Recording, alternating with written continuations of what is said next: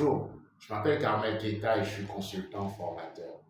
J'aide les entreprises à résoudre les problématiques de performance qui sont liées à des insuffisances dans leurs dispositifs de contrôle interne, de gestion des risques et de conformité. J'aide aussi les professionnels à développer leur leadership afin d'améliorer leur performance. Bienvenue à Question à l'expert.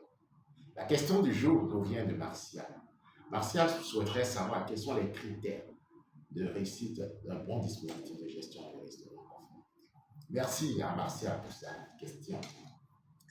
Pour répondre à Martial, je souhaiterais partir de la définition de la gestion des risques. La gestion des risques, c'est quoi? C'est l'ensemble des stratégies, c'est l'ensemble des politiques, c'est l'ensemble des procédures qu'une organisation met en place afin de pouvoir identifier, afin de pouvoir mesurer, afin de pouvoir maîtriser tout risque significatif ou toute concentration de risque significatif, mais également afin de pouvoir rendre compte de manière précoce et de manière exhaustive sur ces risques.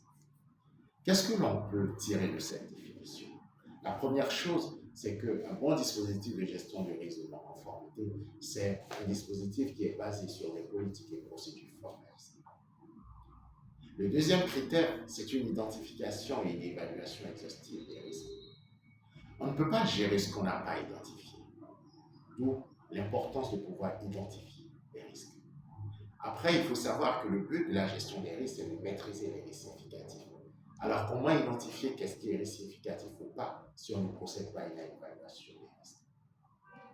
Le troisième critère, c'est quoi? C'est de contrôler les risques. C'est de mettre en place un ensemble de mesures qui visent à atténuer justement notre exposition aux risques. Et le dernier critère, c'est de pouvoir rendre compte.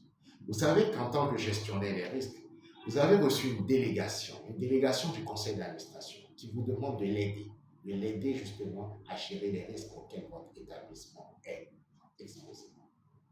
Toute délégation implique donc que vous rendiez compte. Les dispositifs de gestion des risques doivent prévoir les canaux par lesquels vous allez rendre compte justement au conseil d'administration et à tous les autres organes de gouvernance sur la gestion des risques au sein de l'établissement. Voici à mon avis les critères importants pour que notre dispositif de gestion des risques fonctionne de manière efficace et puisse être utile à l'organisation.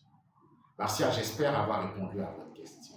Si comme Martial, vous souhaitez approfondir la problématique de la gestion des risques de non-conformité, je vous invite à vous inscrire à notre prochaine Bootcamp Compliance Officer qui se tiendra du 19 au 23 février 2024 à Dakar.